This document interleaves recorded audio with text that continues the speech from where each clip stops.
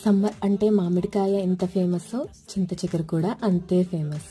అందులోని ముఖ్యంగా మటన్ చింత చిగురు అంటే ఎవర్ గ్రీన్ రెసిపీ. పుల్ల పుల్లగా కమ్మగా భలే ఉంటుంది.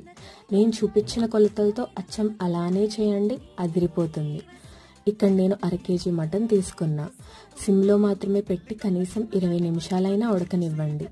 వీడియోలో చూపించిన విధంగా నీళ్ళు వచ్చి ఆ నీళ్ళని ఇంకిపోయే వరకు ఉడకనివ్వాలి.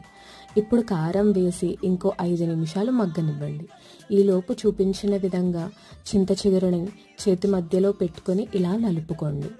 నాకు ఇక్కడ చింత చిగురు పులుపు తక్కువగా అనిపించింది, అందుకే కొంచెం చింతపండు యాడ్ చేసుకున్నాం. మీరు కూడా కొంచెం చింత చిగురు టేస్ట్ చూసి పులుపు తక్కువ అనిపిస్తే వేసుకోవచ్చు.